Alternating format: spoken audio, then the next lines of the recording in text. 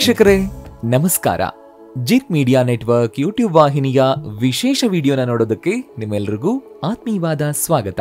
ಪ್ರತಿದಿನ ತಪ್ಪದೆ ಈ ಗಿಡಕ್ಕೆ ನೀರ್ ಹಾಕಿ ಕೋಟ್ಯಾಧಿಪತಿ ಆಗ್ತೀರಾ ಅನ್ನೋ ರಹಸ್ಯ ಮಾಹಿತಿಯನ್ನ ಈ ವಿಡಿಯೋದಲ್ಲಿ ನಾನು ನಿಮಗೆ ತಿಳಿಸ್ಕೊಡ್ತೀನಿ.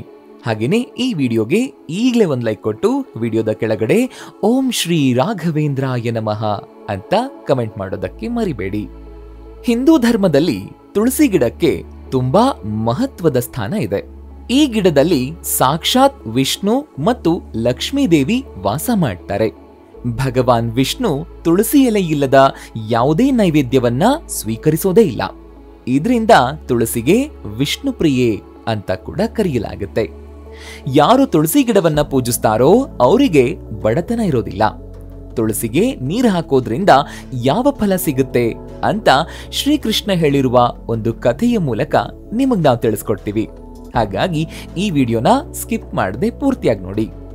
ಒಂದಿನ ಸತ್ಯಭಾಮೆ ಭಗವಾನ್ ಶ್ರೀಕೃಷ್ಣನಿಗೆ ಈ ರೀತಿ ಕೇಳ್ತಾಳೆ, ಹೇ ಸ್ವಾಮಿ, ನೀವು ಮೂರು ಲೋಕದ ಒಡೆಯನಾಗಿದ್ರೂ ಕೂಡ ನೀವು ಯಾಕೆ ತುಳಸಿಯನ್ನ ಪೂಜೆ ಮಾಡ್ತೀರಾ ಮತ್ತು ಅದಕ್ಕೆ ದಿನ ನೀರ್ ಯಾಕೆ ಹಾಕ್ತೀರಾ?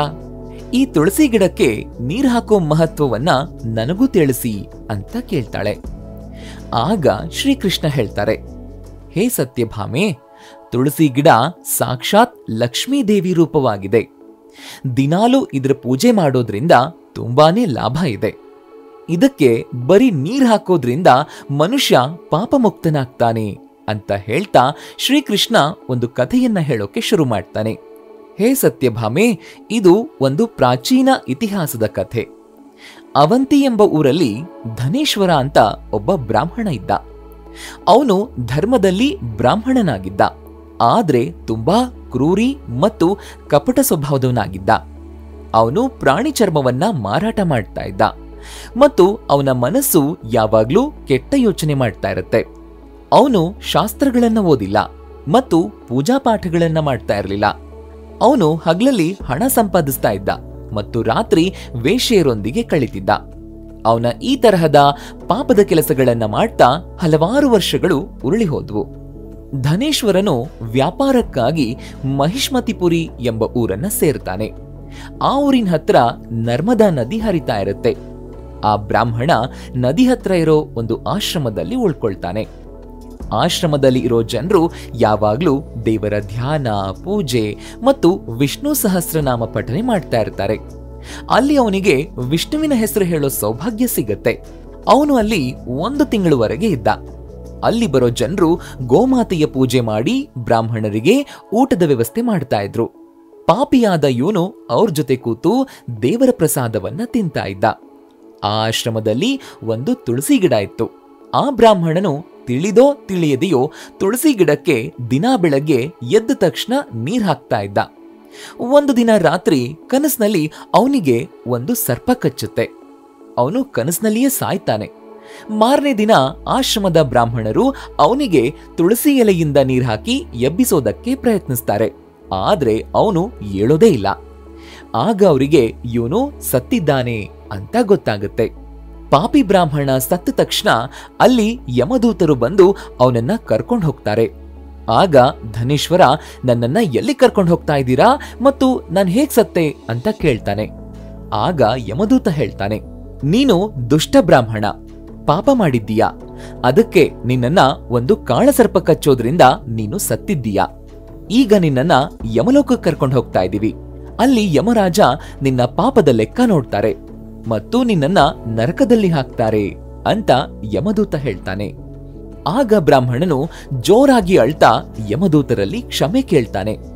ಆದ್ರೆ ಯಮದೂತರಿಗೆ ಇವನ ಮೇಲೆ ಕರುಣೆ ಬರೋದಿಲ್ಲ. ಅವನನ್ನ ಹೊಡಿತಾ ಯಮಲೋಕಕ್ಕೆ ಕರ್ಕೊಂಡು ಹೋಗಿ ಯಮರಾಜನ ಮುಂದೆ ನಿಲ್ಲಿಸ್ತಾರೆ. ಆಗ ಯಮರಾಜನ ಮುಂದೆ ಇದ್ದ ಚಿತ್ರಗುಪ್ತನು ಇವನ ಹುಟ್ಟಿನಿಂದ ಹಿಡಿದು ಮರಣದವರೆಗೂ ಅವನ ಲೆಕ್ಕ ಹೇಳ್ತಾರೆ. ಇವನು ಹುಟ್ಟಿದಾಗಿನಿಂದ ಬರೀ ಪಾಪದ ಕೆಲಸವನ್ನೇ ಮಾಡಿದ್ದಾನೆ, ಆದ್ದರಿಂದ ಇವನನ್ನ ನರಕಕ್ಕೆ ಕಳಿಸಿ ಅಂತ ಹೇಳ್ತಾರೆ. ಆಗ ಯಮರಾಜನು ಯಮದೂತನನ್ನ ಕರೆದು ಇವನನ್ನ ಕುಂಬಿಪಾಕ ನರಕದಲ್ಲಿ ಹಾಕಿ ಅಂತ ಹೇಳ್ತಾರೆ. ಆಗ ಆ ಬ್ರಾಹ್ಮಣನನ್ನ ಎಳ್ಕೊಂಡು ಹೋಗಿ ಕುಂಬಿಪಾಕ ನರಕದ ಕುದಿಯುವ ಎಣ್ಣೆಯಲ್ಲಿ ಹಾಕ್ತಾರೆ. ಆ ಕುದಿಯುವ ಎಣ್ಣೆಯಲ್ಲಿ ಅವನ್ ಬೀಳ್ತಾ ಇದ್ದ ಹಾಗೆ ಆ ಎಣ್ಣೆ ತಣ್ಣಗಾಗೋಯ್ತು. ಈ ವಿಚಿತ್ರವನ್ನ ನೋಡಿ ಯಮದೂತನಿಗೆ ಆಶ್ಚರ್ಯ ಆಯ್ತು. ಅವನು ಎಷ್ಟೋ ಜನರನ್ನ ಅದರಲ್ಲಿ ಹಾಕಿದ್ದ, ಆದ್ರೆ ಈ ರೀತಿ ಯಾವತ್ತೂ ಆಗಿರ್ಲಿಲ್ಲ ಅಂತ ಯೋಚಿಸ್ತಾ ಅವನು ಯಮರಾಜ ಇರುವಲ್ಲಿ ಓಡಿ ಹೋಗ್ತಾನೆ. ಅದನ್ನ ನೋಡಿ ಯಮರಾಜನು, ಹೇ ದೂತ, ಏನಾಯ್ತು ಅಂತ ಕೇಳ್ತಾನೆ. ಆಗ ಯಮದೂತ, ನೀವು ಹೇಳಿರುವ ಪ್ರಕಾರ ಆ ಬ್ರಾಹ್ಮಣನನ್ನು ಕೊಂಬಿಪಾಕ ನರಕದಲ್ಲಿ ಹಾಕಿದ್ದೆ.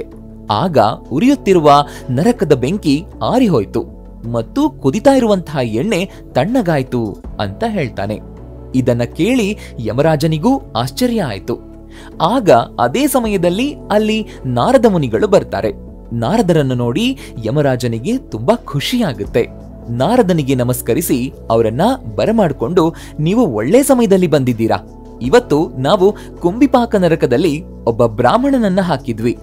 ಆದ್ರೆ ಅವನು ಬಿದ್ದ ತಕ್ಷಣ ನರಕದ ಬೆಂಕಿ ಆರಿ ಕುದಿತಾ ಇರುವಂತಹ ಎಣ್ಣೆ ಶಾಂತವಾಗಿದೆ ಅಂತ ಯಮರಾಜ ಹೇಳ್ತಾರೆ. ಅದನ್ನ ಕೇಳಿ ನಾರದ ಮಹರ್ಷಿಗಳು ಹೇಳ್ತಾರೆ, ಹೇ ಯಮರಾಜ, ನೀನು ಕುಂಬಿಪಾಕ ನರಕದಲ್ಲಿ ಹಾಕಿರುವ ಆ ಬ್ರಾಹ್ಮಣನು ನರಕಕ್ಕೆ ಯೋಗ್ಯನಲ್ಲ. ಯಾಕಂದ್ರೆ ಅವನು ಆಶ್ರಮದಲ್ಲಿ 1 ತಿಂಗಳು ವಿಷ್ಣು ಭಕ್ತರ ಜೊತೆಗಿದ್ದ ಮತ್ತು ತುಳಸಿ ಗಿಡಕ್ಕೆ ದಿನಾಲು ನೀರ್ ಹಾಕ್ತಾ ಇದ್ದ. ಅವನಿಗೆ ಗೊತ್ತಿಲ್ಲದೆಯೇ ಅವನು ಜನ್ಮ ಜನ್ಮಾಂತರಗಳಲ್ಲಿ ಸಾಧಿಸಲಾಗದಂತಹ ಪುಣ್ಯ ಗಳಿಸಿದ್ದಾನೆ. ಅವನನ್ನ ನರಕಕ್ಕೆ ಹಾಕ್ಬೇಡಿ, ಅವನು ಮಾಡಿರುವ ಪಾಪಕ್ಕೆ ನರಕದ ದರ್ಶನ ಮಾಡಿಸಿ ಅಂತ ಹೇಳ್ತಾರೆ. ಇದನ್ನ ಕೇಳಿ ಯಮರಾಜನು ಬ್ರಾಹ್ಮಣನನ್ನ ನರಕದಿಂದ ಹೊರಗೆ ತರ್ತಾರೆ. ಯಮರಾಜನು ಅವನ ದೂತನಿಗೆ ಈ ಬ್ರಾಹ್ಮಣನನ್ನ ಕರ್ಕೊಂಡು ಹೋಗಿ ಸಂಪೂರ್ಣ ನರಕ ದರ್ಶನ ಮಾಡಿಸಿ ಅಂತ ಹೇಳ್ತಾನೆ. ಆ ಯಮದೂತ ಅವನಿಗೆ ಸಂಪೂರ್ಣ ನರಕ ದರ್ಶನ ಮಾಡಿಸ್ತಾನೆ. ಆಗ ಶ್ರೀಕೃಷ್ಣ, ಹೇ ಸತ್ಯಭಾಮೆ, ಈ ರೀತಿ ಆ ಬ್ರಾಹ್ಮಣನಿಗೆ ನರಕ ದರ್ಶನ ಮಾಡಿಸಿ ಯಕ್ಷಲೋಕಕ್ಕೆ ಕರ್ಕೊಂಡು ಹೋಗ್ತಾರೆ. ಆ ಬ್ರಾಹ್ಮಣ ಒಬ್ಬ ಯಕ್ಷ ಆಗ್ತಾನೆ. ಹೇ ದೇವಿ, ನನಗೆ ತುಳಸಿ ಗಿಡ, ಕಾರ್ತಿಕ ಮಾಸ, ಏಕಾದಶಿ ದಿನ ಹಾಗೂ ದ್ವಾರಕ ನಂಗೆ ತುಂಬಾ ಇಷ್ಟ. ಆದ್ರಿಂದ ಯಾವ ಮನುಷ್ಯನು ದಿನವೂ ತುಳಸಿ ಗಿಡಕ್ಕೆ ನೀರು ಹಾಕ್ತಾರೋ ಮತ್ತು ಪೂಜೆ ಮಾಡ್ತಾರೋ ಅವರು ನನಗೆ ತುಂಬಾ ಇಷ್ಟ ಅಂತ ಹೇಳ್ತಾನೆ. ಅವರಿಗೆ ಯಾವತ್ತೂ ದುರ್ಗತಿ ಬರೋದಿಲ್ಲ ಮತ್ತು ಅವರು ನರಕಕ್ಕೆ ಹೋಗೋದಿಲ್ಲ ಅಂತ ಶ್ರೀಕೃಷ್ಣ ಹೇಳ್ತಾರೆ.